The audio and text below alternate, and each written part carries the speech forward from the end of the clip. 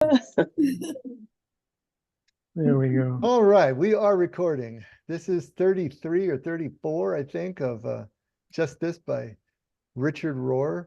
And if you are watching us by watching through the archive, you're always welcome to join us live. If you're really enjoying the recordings, and you can join us live in real time. Underneath in the comments section, there's all the links and all the information you'll need to make that happen. We'd love to have you. Be good to see you here and hear your voice as well. For the rest of us, and for all of us, we're going to start on page 53 today. So we just started chapter 2 last week and got through the first section, which was 2 levels of enlightenment. Just to refresh, the first section, and pretty much the introduction as well, was kind of dealing with the what. What is this contemplative experience? What is it we're really dealing with? What are the components of it? Is it bigger than a bread box? Just all that kind of stuff. We're trying to figure out what it is that we're dealing with. This second section is going to deal more with how. How do we actually make this happen in our life? He starts off with the growing up and waking up as the title for the chapter. And then last week we dealt with 2 levels of enlightenment. So he was taking us through the idea of waking up and growing up, the difference between those two. And so we talked about that last week. And this week we're going to talk about making space for more. And he's going to be bringing in some pretty interesting concepts that I want to see if we can dig into a little bit. I got a couple of extra screen shares to give you and see what we can do to really bring this idea of consciousness and awareness home, because that's the whole ball of wax, really, when it comes right down to it. What is contemplation? Contemplation is the means by which we grow our awareness to the point that we can have that experience that changes everything, that mystical experience. So contemplation is the means by which we can have a mystical experience, or that experience that changes everything. So contemplation is the practice, and mysticism is the experience. Having the experience that convinces us is everything. And as I was saying last Sunday, I believe all of Jesus' teachings are geared not to give us more data, more things to think about, not a theology, but it's geared toward pointing us toward having that experience. And the only way we're going to have that experience is if we do the descent before the ascent, and get to the place where we can get out of the way enough that we can actually have that pure presence experience. And this is what he's kind of talking about in this section. So before I dive into it, was there anything left over from last week that anybody wants to bring up? Oh, Ellen's here. Hi, Ellen. Didn't say hi to you. All right. No? Going once, going twice. All right, let's start on page 53, making space for more. And we'll read through the section and come back. To be truly conscious, we must step back from our compulsive identification with our unquestioned attachment to our isolated selves. Wow, it's a lot of syllables there. The primary illusion, he calls that. Pure consciousness is never just me, trapped inside myself. Rather, it is an observing of me from a distance, from the viewing platform kindly offered by God, which we call the indwelling spirit. Then we see with eyes much larger and other than our own. Most of us do not understand this awareness because we are totally identified with our own passing thoughts, feelings, and compulsive patterns of perception. We have no proper distance from ourselves, which ironically would allow us to see our radical connectedness with everything else. Such radical connectedness is holiness. Some degree of detachment is absolutely necessary to get started spiritually. Detachment, detachment, detachment, said Meister Eckhart. Letting go is basically making space for more and for all otherness inside of my small self. Jesus made this point in his very opening line in his first sermon. Blessed are the poor in spirit. We do not live in a culture that appreciates letting go or poverty of spirit. We are consumers and capitalists by training and by habit. Yet, just as in the Trinity, all infilling must be preceded by a necessary self-emptying, or there is never room in the inn. Okay, any initial impressions, thoughts, anything jump out at you? One thing that I thought about, I mentioned this to Beth, and Rohr's meditation for today. Rohr, yeah. And his meditation for today, he's talking about conscience, consciousness, conscience. And I love the concept. He said, it's not me seeing, it's seeing me seeing. It's not Actually, me. I've got that here and I'm Oh, gonna screen share it. So sorry. yeah, I that's don't steal okay. your thunder. I had the same exact thought, Brady. Actually, I read it this morning and then I was doing the prep for this chapter and it's like, hey, even though I did this prep last week, it all connected in my noodle as well. And I said, we got to go over that. So I pulled that section out, actually those two sections. And so we'll go over that in just a sec, but I'm right with you. Our feet are the same, man.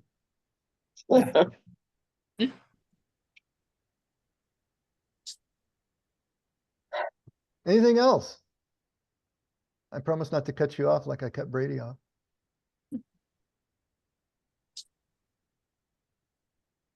All right, so let's go back to the top and let's take a look at it. Consciousness is, like I said, it's the holy grail. All right, it's what it's all about. Not only that, and think about it. Last week, last Sunday, when we were talking about absurdism, we were talking about Albert Camus. It was consciousness that got him between the horns of absurdism, between suicide and the manufacturing of hope. Remember, it was our consciousness that life is absurd, that gives life value. So many of us get down to the point where consciousness is really the crux of it all. So let's see what Rohr has to say here. He says, to be truly conscious, we must step back from our compulsive identification with our unquestioned attachment to our isolated selves, the primary illusion. So pure consciousness is never just me trapped inside myself. It's an observing of me from a distance, from the viewing platform kindly offered by God. And then he says, see Romans 8:16. And it's most of his scriptural citations are kind of glancing blows. I don't know if you take the time to look up the scriptures. This one is, the Spirit itself bears witness with our spirit that we are the children of God. So he's seeing that as offering support to this idea that we're observing ourselves from a distance, from the viewing platform kindly offered by God, which we call the indwelling spirit. So again, from Paul, the Spirit itself bears witness with our spirit that we are the children of God. Then we see with eyes much larger and other than our own. So this idea of getting this distance, this is what Brady was. So let's take a look at that right now. Y'all looking at the screen? Can you see it? Okay, so this is just pulled out of Richard Rohr's meditation for this morning. And he titled the whole meditation, Examination of Consciousness. All right. So consciousness is not the seeing, but that which sees me seeing. Now, do you get the distinction there? This is so important to get the distinction. It's not just us seeing. It's us seeing that we're seeing.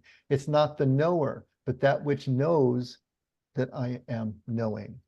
It's not the observer, but that which underlies and observes me observing. To be truly conscious, we step back from compulsiveness and attachment to ourselves. We step back from compulsiveness and attachment to ourselves. So what we're talking about, Viktor Frankl said that there, if you can open up a space between the stimulus and response, right? Got a stimulus, you got a response. If they're right together, if they're basically one and the same, then we are going to be triggered, we're going to be stimulated, and the response is going to be absolutely automatic. It's going to come right out of the unconscious. There's going to be no thought attached to it. It's just going to happen without us thinking about it, and it'll be completely justified within the little sphere of our egoic consciousness. But if we can open up a space between the stimulus and the response, now we have time to actually grow, because now we have time to actually take a breath. We've been triggered, but we can stop. We can say, hey, what is that? Is that coming? Is there a real clear and present danger here that needs to be responded to? Or is that coming out of years past, whatever core beliefs I have, whatever programming is down there? And then I can make the decision to respond in the moment, what love really requires in the moment, so that the punishment actually fits the crime, so to speak, right? But until we've opened up that space, that is not possible. So this is what contemplation is really doing. It's opening up the space between the stimulus and the response. It's thinning out the barrier between the unconscious and the conscious, so that things can bubble up. We can start to see what's down there, and be able to make choices in real time. So this is what therapy is geared to do. This is what contemplation is geared to do. The way of Jesus is all predicated on our ability to be aware in the moment.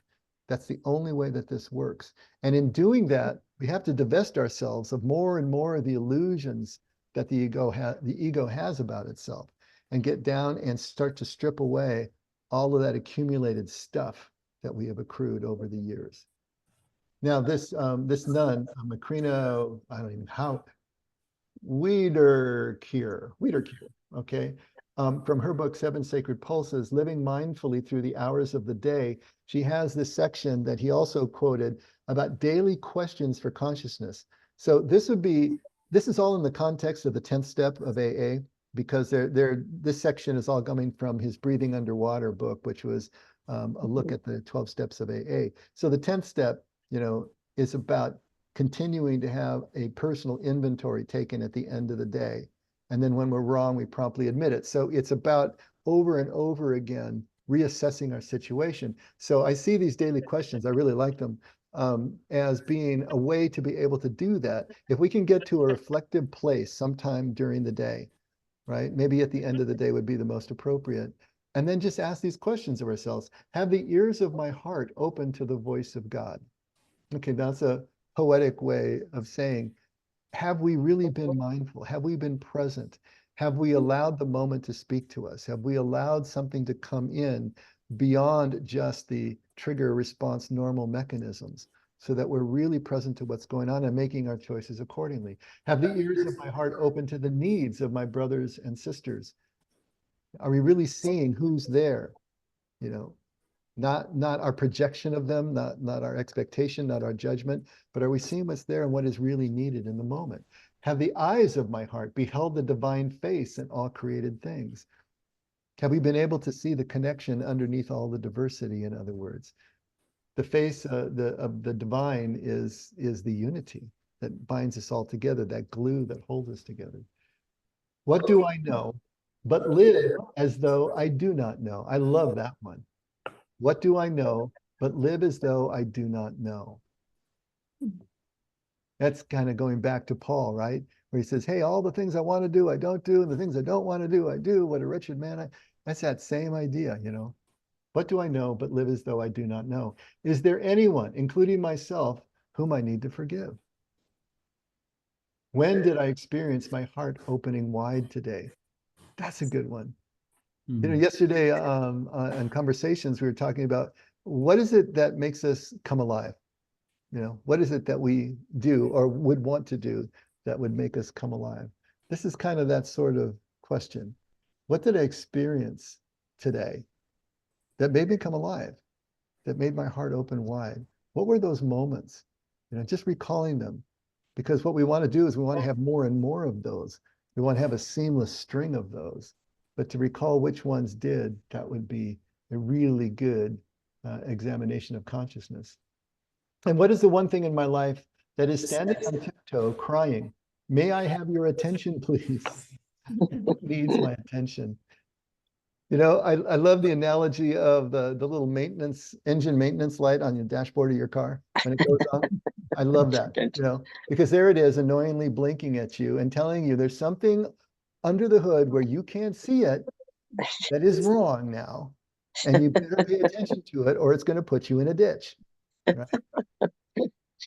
Or you can say it, you can also say it's planted there by the dealer so that they get more business in so that they can clear your computer. But less cynically, what is it in your life that is flashing at you? Is the engine maintenance light is flashing at you saying there's something going on down here. Please pay attention to it. What is it? A lot of times that we've said so many times, it's your offenses. What are you offended at? The offenses are a definite light flashing at you. There's something wrong here. Why is this offensive to you? So this is a great series of questions. If you don't get Rohr's daily meditations and you want this, let me know and I can include this in the email if you'd like. But I just thought that was a really good little bits there. So here's the thing. All that he was saying there, maybe I should have left it up. He's saying there, this observing of me from a distance, from the viewing platform kindly offered by God, which we call the indwelling of our spirit, right? To be truly conscious, we must step back from our compulsive identification with our unquestioned attachment to our isolated selves. We unquestionably identify with that voice that talks to us in our head. We think that's us. We don't even think about it being anything else than us. Until we can step back from it, until we can see ourselves considering that voice that talks to us in our head, then we're not making the first step toward this kind of awareness that we're talking about. When I was doing group sessions for our recovery treatment centers, sometimes I would do a consciousness exercise with the group. And I think I've run this by you before, where everybody would have to close their eyes and pick a word that they needed to say exactly 40 times. And it could be any word they want. It could be, sheep. It could be whatever. You want to count sheep? Okay, count sheep. What's a sheep? But you had to say the word sheep 40 times. And you couldn't use numbers and you couldn't use your fingers. You had to just quietly say the word 40 times. And when you had said it 40 times, then you could open your eyes. But if you lost count at any point, you had to start back over again until you got to 40 seamlessly all the way through. And then afterwards, we'd ask people, okay, how did you do it? Some people did it by sort of a rhythmic way. They'd count to 5 and they'd do it 8 times. And some, sheep, sheep, sheep, sheep, sheep. Sheep, and some people attached colors to groupings of, it was really interesting, the different ways that people did it, but they all had some way of getting to 40 without losing count. And then of course, the question after that was, who was it who told you when your task was complete? Your mind is doing the counting. That is the egoic part of you, but who tells you when you're done? Who tells you now it's time, I'm done, I can open my eyes? We're trying to give them a little bit of an experience of what some traditions call the watcher, and we call sometimes the true self. But the idea is that there is a deeper consciousness than the one that talks to us in words in our minds. And until we start to get the feel of that separation, then we don't get too far along the line. Okay, I did a lot of talking there. Thoughts, reactions? Any? It sure takes a long time to sink in, Dave. Oh, no kidding, man. And here's the thing, Bill, you can't talk yourself into it. Even with all the words I threw at it, that doesn't amount to a hill of beans in this world. It's the experience. You have to experience it. Because once you do, it's like, oh, that's what everybody is talking about. Once you experience it, then all of these words that were kind of bouncing off your force field suddenly have a place to land. I think one way that people experience it without knowing they're experiencing it, but it's because we all have the shadow, we all have the egoic mind.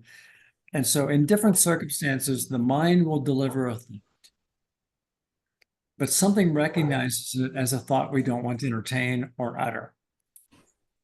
So there's the thinker, but there's the observer taking, being aware of what we're thinking and saying, that's not me. That's pretty common. Yeah. In the example that you were giving earlier, how you had the main character and then stepping away and then stepping away and you step backwards. It seemed like much like a house of mirrors when you have a mirror pointed into a mirror and it goes on in infinity. And before you can run into your true self, cleared of all the issues and agendas and distractions and rabbit holes, rabbit trails. Did I make sense with that, Dave, or did You I? did. You did. You know, actually, speaking of mirrors, have you ever just walked through maybe a hotel lobby or something, and one wall will be mirrored, and you see a reflection of yourself, but you don't know it's you. Like for a few seconds, you know, you're looking at this image. I remember going through. It was the lobby of a movie theater, and one wall was mirrored, and I'm walking with, you know, with the horde, the cows mooing through to get to the wherever I was going, and I look over and I see this man walking along, and I'm looking at him, and all of a sudden, you know, it took me that few seconds to realize it was me. To see myself as if I'm not myself, to be separated from that image of myself, what I think I am, was that kind of feeling that I had at that moment. You know, maybe another one is, have you ever just looked at a word printed on a page long enough until it makes absolutely no sense whatsoever? It just kind of unravels and falls apart. You know, if we look at our egoic mind with that kind of observation, it just unravels and kinds of falls apart, you know, in contemplation. Those, you know, I don't know if those do anything for you at all, but we're trying to attach some words that point to maybe experiences you've already had, the way Brady was talking. So you can say, hey, you know, I've already had that experience when I felt that detachment from myself for just a moment or whatever it was. The situation was such intense enough or whatever that I know what that feels like. And that's a leg up. You know, that's a handhold on scaling the wall.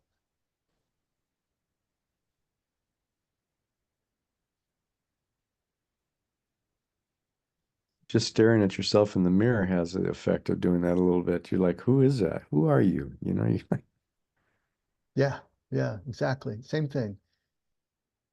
It's like all of these unquestioned associations we have, assumptions we have, beliefs we have, projections we have, if we stare at them long enough, you know, they just kind of unravel. And that's what we're doing. This idea of looking, you know, this observing of me from a distance, from the viewing platform kindly offered by God. We see with eyes much larger and other than our own, you know. But it is an experience that we will have in contemplation if we persist. Next paragraph. Most of us do not understand this awareness because we're totally identified with our own passing thoughts, feelings, and compulsive patterns of perception. We have no proper distance from ourselves, which ironically would allow us to see our radical connectedness with everything else. And then he equates this radical connectedness with holiness.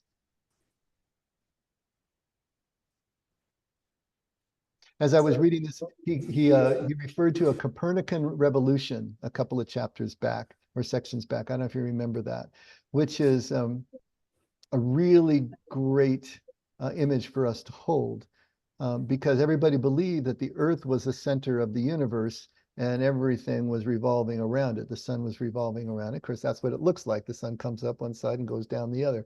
So it looks like it's revolving around the Earth. And so Earth was the center of everything. And that was a theological position that the church held, you know, because God we were created in God's image and we were the center of God's consciousness. So the Earth was the center of everything. So to come up with the realization, you know, between Galileo and Copernicus that we have a heliocentered solar system, Earth, the sun is the center, and we're revolving around that, was huge. And of course, the church fought it. Galileo backed down, said, "Okay, you win. You know, I don't want to lose my house and my children and my livelihood. So you can have it any way you want it." Copernicus, not so much, but the Earth is not the center. And yet, when we start to look at it from a different point of view, we can see how it's connected to everything else in the solar system and connected to the sun and connected to our little arm of this huge galaxy, which is then connected to, right? And so getting out of that place of illusion of being the center of everything and seeing how we're a part of everything is that Copernican revolution. And that's that change of perspective that we're trying to elicit here. And it's, as Bill says, it's difficult to do. And even after you have the experience, it's not like you're one and done. You know, you don't just have an experience and all of a sudden you flip the switch and now you're just going to be living that way for the rest of your life. No, Yeah. we're in and out and up and down and all over the place. You know, we're like those little kids that run out when the wave goes out and then run back to mom's lap when the wave comes in. I mean, it's that kind of oscillation. But over time, we actually do get someplace. Some degree of detachment is absolutely necessary to get started spiritually. Detachment, detachment, detachment, said Meister Eckhart. He was the great German mystic, 1260 to 1328. All about detachment. That's that purging that we keep talking about, that emptying, the kenosis, which is the Greek word for emptying that Paul uses when he talks about Jesus not grasping onto his identity as God, as divinity, but emptied himself, you know, and became human. So that emptying is always the precursor to any kind of growth. Has to happen that way. Letting go is basically making space for more and for all otherness inside of my small self. Jesus made the point in his very opening line in his first sermon, blessed are the poor in spirit. So that blessed is the poor in spirit. That I always make a big deal about that when I'm starting to work through the Sermon on the Mount. And I guess we can even ask in this group, although you probably have all been through this with me before at one point, you know, who knows what poor in spirit actually means? And maybe more to the point, for how many of you does being poor in spirit sound like a negative term? At first, yeah. Yeah, at first. Doesn't it sound like something negative? Most of the time when I ask people, what does it mean to be poor in spirit? And they said, well, it means that you're really not connected. It means that you're really not, you know, a spiritual person. You're not connected to God. You don't have a good prayer life or whatever they, you know, it's what we would naturally assume when we think about being poor in spirit. And yet Jesus says, well, these people are blessed, you know, they're going to inherit the kingdom. All right, where's the grind there? What's going on? Obviously, poor in spirit is an Aramaic idiom, and it means having the attitude of poverty even if you're rich. So it is an attitude of spirit. It goes back to the anavim spirit, you know, of complete humility, understanding exactly where you are, who you are, the relationships that you have, not dressed up, no projections. You see clearly, you understand your dependence and your vulnerability. And because of that, you're wholly reliant on God because you know under your own steam, under your own power, there's really nothing you can do to change your stripes here. And even though that sounds negative again to us, it was held up in Judaism as the ideal spirit to have. And so poor in spirit is relating to the Anavim heart. And so this idea of being emptied out, and yet at the same time, not resentful, not bitter, completely grateful for everything that you do have, with a real sense of connection in everything that you do, because you realize everything that you have is a gift you couldn't give yourself, right? You can't do it under your own power, you know. Now, usually these are the marginalized people in the society, but we're talking spiritually now. Can we see everything that we've got as a gift we couldn't give ourselves, even if we worked and got the paycheck and bought them on Amazon? Still, you know, in the larger sense, it's something we couldn't give ourselves, and to have that sense of gratitude. This is what Jesus is talking about when he talks about that characteristic of someone who is kingdom, that idea of poverty in spirit. So that emptying out and detachment from ourselves is the key to it all. If we can't detach, if we can't see ourselves seeing ourselves, that hall of mirrors that Scott was talking about, then we're never going to be able to get what they're talking about here. I wanted to show you another screen And this is one that some of you, like Judy, will be very familiar with because it comes from Al-Anon, right? This is one of my favorite principles of Al-Anon, detachment with love, right? Now, not all of this is going to apply directly, but we can kind of do some applying, right? We can do a little bit of metaphoring here. So detachment for a person, remember, if you're not familiar with Al-Anon, Al-Anon is a 12-step group for the loved ones of alcoholics. And there is a corresponding group, Nar-Anon, for narcotics and so on and so forth. But if we just think of addictions in general, even though the specifics are alcohol here, how does a person who is living with an active alcoholic find any way to be able to live their own life? If they're not going to leave the person, right? If it's a spouse or a child or someone, you're in the house, you're not going to leave that person physically. How do you find a way to live your own life and live it as richly as possible, even in the face of that dysfunction? And so the only way you're going to do it is through detachment. My image of detachment when I was first trying to get my head wrapped around what Al-Anon was telling me was when you were taking your kids to the theme park and they weren't as tall as the bottom of that sign, they couldn't ride the roller coaster by themselves. You had to go on it with them, remember? And so when you're in the car with the kid, you're experiencing every turn and loop to loop and everything exactly as they are. But when they get a little bit older, you can put them on the ride and you can stand there with the cotton candy at the gate and wait till the car comes to a complete stop and then you move on. The difference between watching them take that ride and you being in the car with them helped bring this idea of detachment home, because we're not leaving the person. We're not physically, walking away, but we are making an emotional break. We're not in that symbiotic relationship anymore where their highs are your highs and their lows are yours. Now we can have our own rhythms. We can have our own attitude and experience of events and circumstances apart from theirs. Absolutely essential. But the detachment from them, especially if there's codependence involved, is so strong that the person doesn't really see themselves really as a separate being from the addict or the alcoholic. To make that detachment is the first step toward having their own life. So here in this flyer here from Al-Anon, detachment is neither kind nor unkind. It does not imply judgment or condemnation of the person or situation from which we are detaching. Separating ourselves from the adverse effect of another person's alcoholism can be a means of detaching. This does not necessarily require physical separation. Detachment can help us look at our situations realistically and objectively. So are you double thinking this with me, from our own internal consciousness now?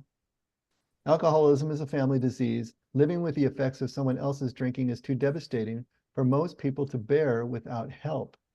It's the same thing with our internal unconscious beliefs that are wreaking havoc on us in our own interior house in the same way. It's too devastating for us to really, bear that this is ours. We're ready to blame it on all these external circumstances and people because we're not ready to look deeper. In Al-Anon, we learn nothing we say or do can cause or stop someone else's drinking.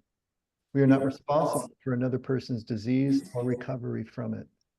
Detachment allows us to let go of our obsession with another's behavior and begin to lead happier and more manageable lives, lives with dignity and rights, lives guided by a power greater than ourselves. We can still love the person without liking the behavior. And then we've got these points here. I'll read them just because they're so good. Maybe they don't exactly apply.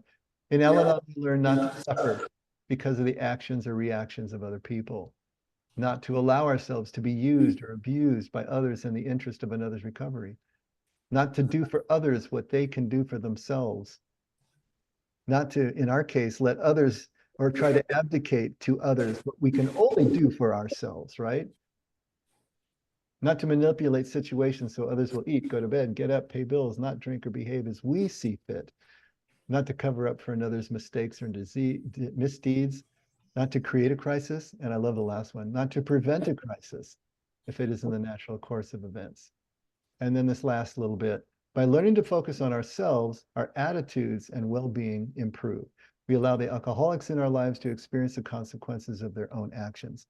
Okay, you can see where some of this doesn't really fit one-to-one, but this idea of detachment, whether it's from another person or whether it's from our own egoic self, is really the same process.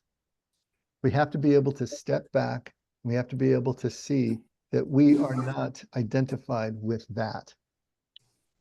We can see its operations, we see how it works, and then in our case, internally, we can become the best version of ourselves by the watcher, the deeper self, actually starting to direct the ego, making choices that the ego necessarily wouldn't make on its own.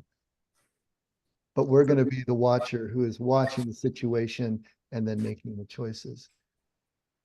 Absolutely essential if we're going to follow Jesus' way.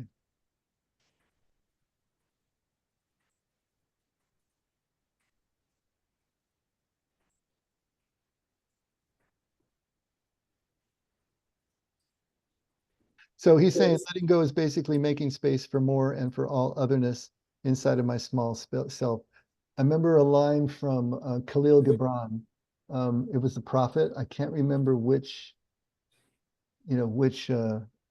stanza it was referring to, which section it was referring to, but it was talking about suffering. It might have just been on suffering. And he talks about as the heart suffers, it opens up caverns of space within that allows for more to come in. The suffering itself is like carving out spaces in the heart for more togetherness moving forward. Same idea here. You can't fill a filled vessel. It has to be emptied first. Yeah. I was just reading a passage in a book where let me mute this. I was reading a passage in a book where it was an old man, and he was being asked whether he remembered a blues singer from 50 years ago in his town. And the other guy says, hey, he doesn't even remember what he ate for breakfast. Hey, do you remember what you ate for breakfast? He says, no, I don't remember what I ate for breakfast. But old guys, we do remember a lot of stuff. He said, you think your memory is like a bucket. Once the bucket is full, no new stuff gets in, but we still remember the old stuff, kind of the same way here, right? We got to empty the bucket if we want to get some new stuff in. And that's what this descent, that's what this letting go is all about.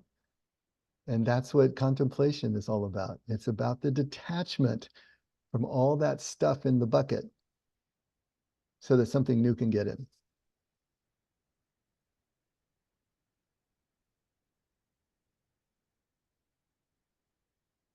I don't know, you guys are pretty quiet tonight.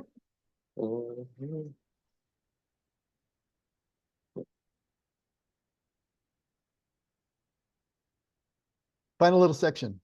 We do not live in a culture that appreciates letting go or poverty of spirit. Boy, that's an understatement, isn't it? We are consumers and capitalists by training and by habit. Yet just as in the Trinity, all infilling must be preceded by a necessary self-emptying, or there's never any room in the end.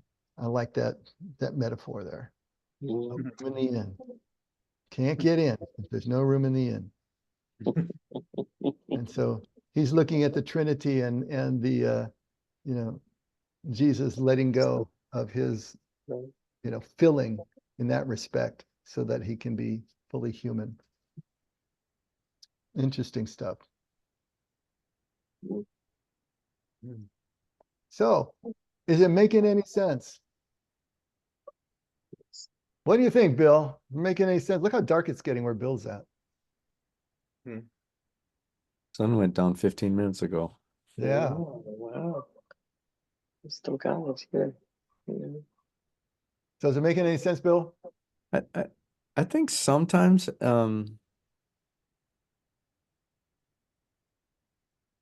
it's kind of, well, I guess I'm relating to it with a little bit of my architecture background. They would always tell me when you're designing in plan, think section, and when you're designing in section, think plan.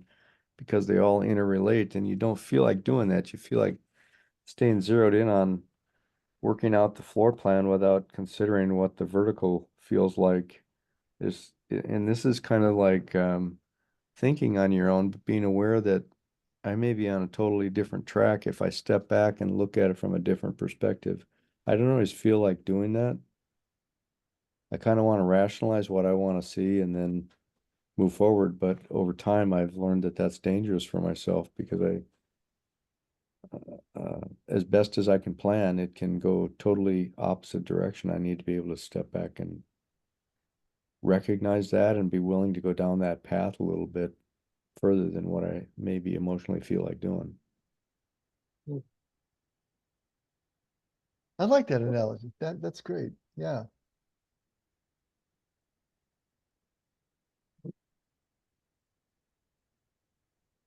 I think it's also helpful to develop a little bit of attitude towards the ego.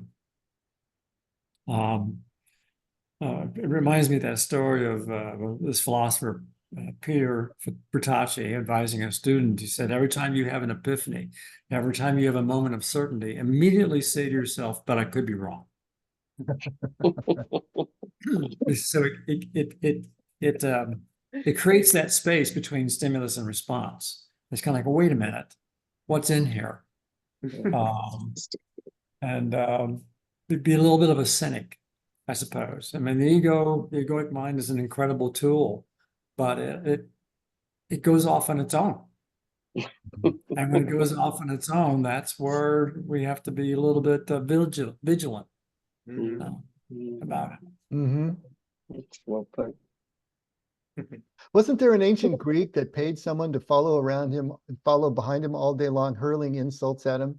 I seem to remember that, paid this guy to just follow him around and continue to hurl insults at him just to keep his feet grounded in the same way you're talking about, Brady. Not, it's like that. But it's so hard to let go. I did a message once called 18 Inches. And I remember I think it was a movie or something where someone was hanging by the end of the rope and they had fallen way down into this cavern or something. And someone says, let go, let go. Are you crazy? Oh, let go, and he finally lets go because there's nothing else he can do. And he was 18 inches from the ground,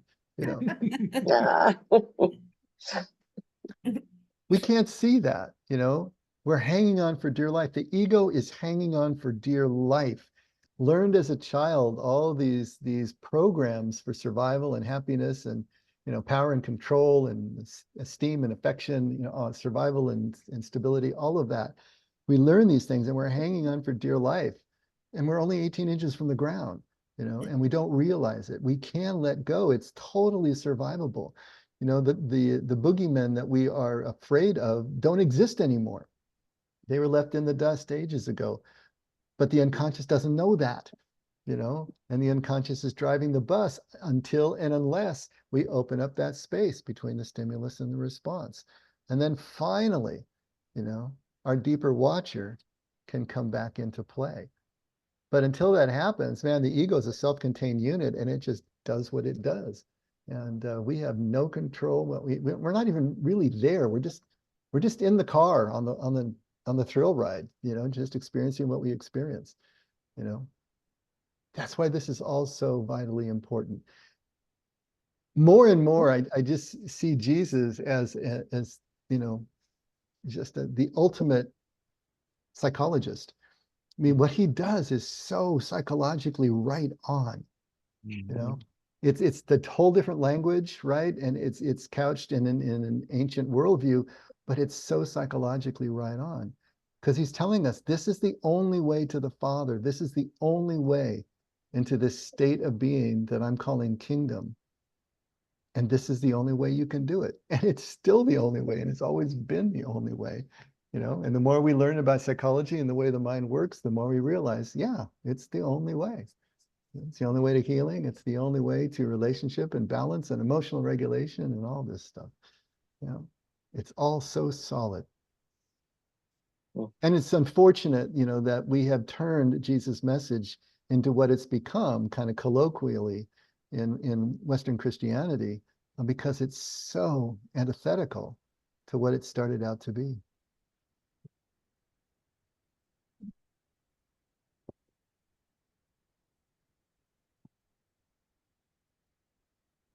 Come on, we got 7 minutes. Anyone want to fill it?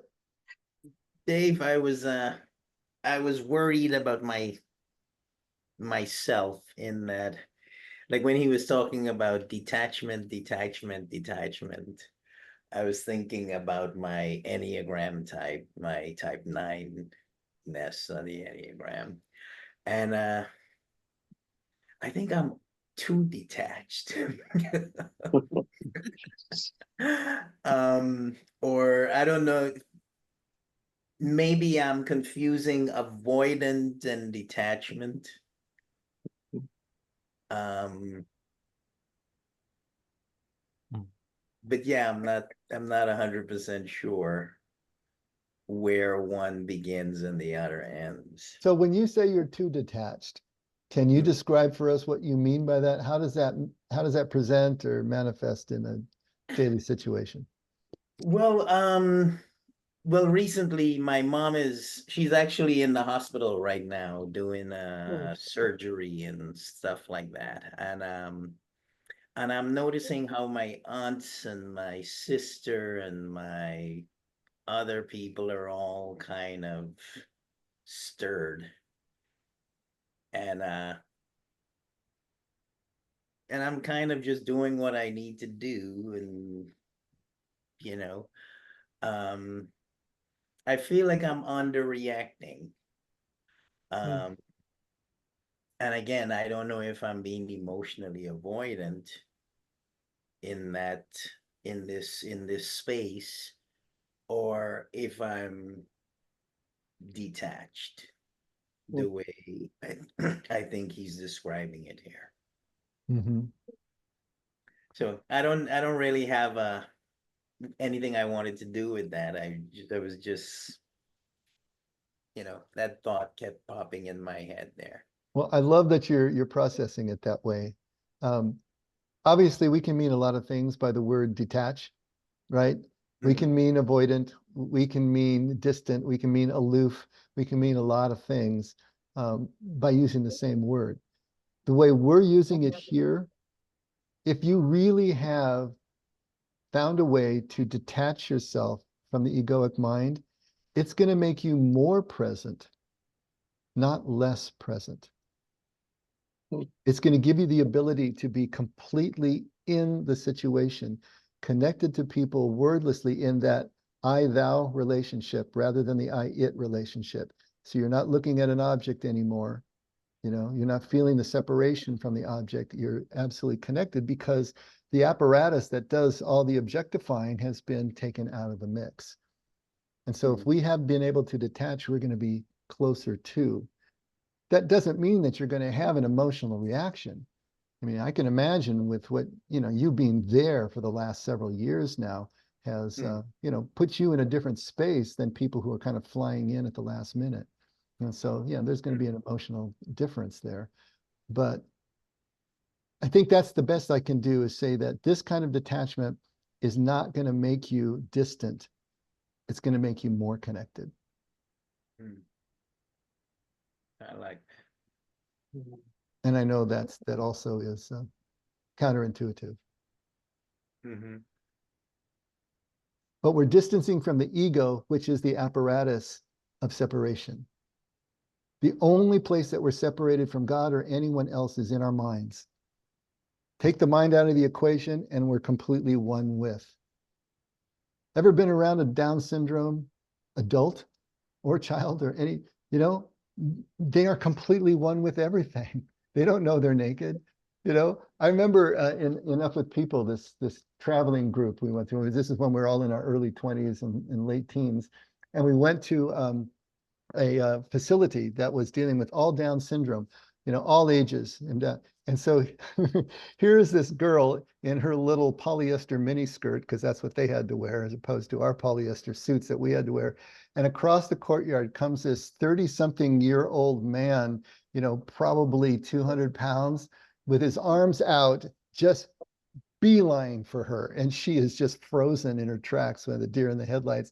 And when he gets to her, he just bear hugs her, you know. And in any other situation, I mean, she was terrified. She didn't know what's coming down, but it was as if a 3-year-old were doing it, you know. And we would have no fear of a 3-year-old, but he was the same place. There was nothing in him that knew how to separate or make distinctions or social cue, and none of that. It was all gone. And all he wanted to do was hug this pretty girl with a bright dress, you know?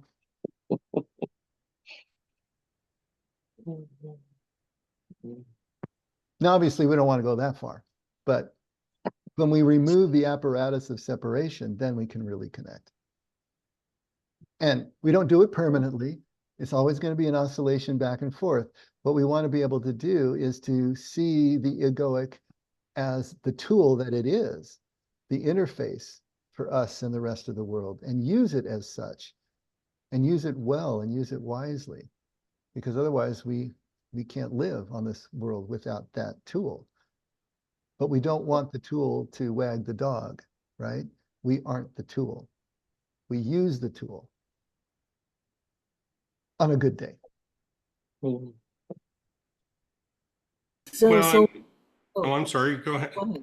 Yeah, okay. So when you gave the example of the Copernican revolution, where the Earth is no longer seen as the center of the solar system, but it's the sun. So it actually reminds me of this joke. Reminded me of this joke that says, "I went to a foreign country, and there's so many foreigners here," which then led my brain to Mark Twain's Innocents Abroad, because I enjoyed it as a kid. I thought it was funny, but it really means the Americans who went there and saw the Holy Land, they were seeing it from the perspective of Americans. Go, that is weird, these foreigners. It's that egoic thing, rather than being the observer, observing. And that's how I interpreted this whole thing today. That's good, Ellen. Yeah, it's funny. And then you talked about the 30-year-old man with the Down syndrome. You know what that reminded me of? It was of Mice and Men. That I can't remember the character's name. Lenny. Right? Lenny, yes. Yeah, that was of Mice and Men. Okay, yeah, yeah. of Mice and Men. Mm-hmm. That's exactly that innocence. And you didn't know you were dangerous to another person. Yeah. Anyway, it's just putting strings together. And that's important. If you can come up with your own image for this, the way that it makes sense for you, that's going to help you as you engage in contemplation, because at least you've got an inner kind of paradigm for this whole thing. So it's important to come up with these images, and some of you are coming up with them. Randy? Well, I was just going to say, is in this awareness that I am not my ego, I'm not my self-concept, I'm not, you are not the same as my concepts. I've also realized that that's the way, just the human condition. So if any one of you has a narrative in your head of who I am, I'm a hero, I'm a villain, whatever and stuff, it's your egoic mind that's projecting this upon me. So it's been really helpful when somebody can say, I'm this or that. One, I do want to listen to it because I do step out of line. I'm a human. I'm very flawed. But on the other hand, if you were to say something that, I don't know, I'm well enough aware with myself that, some derogatory name, some insult you threw at me and stuff, it's much more likely to be water off a duck's back when I realize, no, that's not Dave telling me this. This is Dave's ego. This is the ego of Dave. And it's just really, really helped me to have that self-forgiveness. For one, I don't take things as harshly as the slings and arrows don't wound me as they did as much, but also it helps me not want to come back and punch you in the face because you just said that. I'll turn this on its head a little bit. One thing I love is socializing, or especially like playing golf, and you and your twosome meet another couple guys, and so you're playing golf with them, and you're chit chatting, and you get to that point of like, what do you do? And they'll ask me what I do, and I say, well, I'm a psychologist. What I love is when they go, you don't look like a psychologist, and I'm like,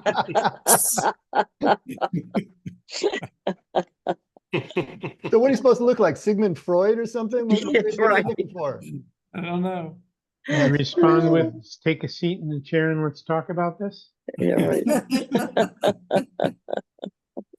That's Supposed to look like Richard Dreyfuss. Yeah, yeah, right. What about Bob? Uh, That's funny. Gosh. All right. Well, we are at time, so I hope that that this helped get some of the concept. But this is a huge one.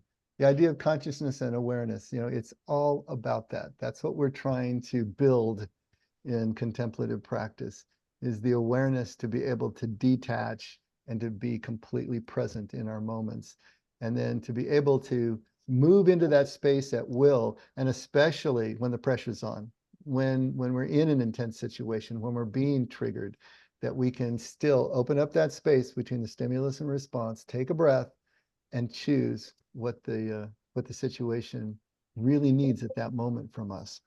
And that makes all the difference in the world. And there is no way, going back to Al-Anon, there is no way to have a relationship with an active addict. There's just no way to do it, because they aren't experiencing reality as you are. They're not in your reality. They're in their own reality. And as long as we're in our own reality, our egoic reality, no one can have a relationship with us. Not really. We might be more socially acceptable, but we're still not sharing our reality. And so for us to be really connected, really in kingdom, we have to be able to be present. And that's what this is training us to do. And it's the only way that this works. And that's what Jesus meant by that statement, not theologically and not doctrinally. The only way. This is the only way as human beings that we get back home again. And so that's what this is all about. All right, let's leave it there. And Okay. Scott? Father God, thank you for being here, and wherever we are, you're there. And we explore these concepts and ideas and constructs and speculate on what we think they mean. And sometimes we get it right and sometimes we get it wrong. And we just want to open up a space to allow for your truth to come seeping through, the truth that opens our eyes and opens our ears, opens our very core of our spirit, so that we can connect. And in that connection, not only with each other, but with you, always present, always guiding us, always directing us, and eventually growing up as your children, coming into the ability to navigate space and have the knowledge that you shared with us as we grew and we sought answers, and you blessed the time that we invested. We're very grateful, Father, for everything you allow us to experience. And sometimes they cause us to question it, but the questioning can be good as long as we learn how to use the tools properly. Thank you that you love us, that you care for us, and that you're always on our side. We love you, Lord. It's in your holy, precious name we pray, and we give our thanks, and we say our amens. Amen. Amen. Amen. All right. Thanks, everyone. We'll night, see you Thank you. Saturday. Thank you. Night. Thank you. Good Good night. night. Good night. Good night. Tony, so, oh, he left? I think he gone. Okay, that's fine. All right. I was gonna ask him about that, reminds me of Georgia O'Keeffe, so maybe you could ask Oh, him. that's where he was. He was at the Ghost Ranch. Oh, Yeah. He told us at the beginning that he was doing a tour for some people, oh, and he oh. took those pictures. So yes, you are absolutely right. Okay. Oh, okay. All right. Tell All him right. I say hello. Okay, bye-bye. Good night, Alan. Good night, Jordana. Good night. All right. See you guys Sunday. All right. Bye. Bye.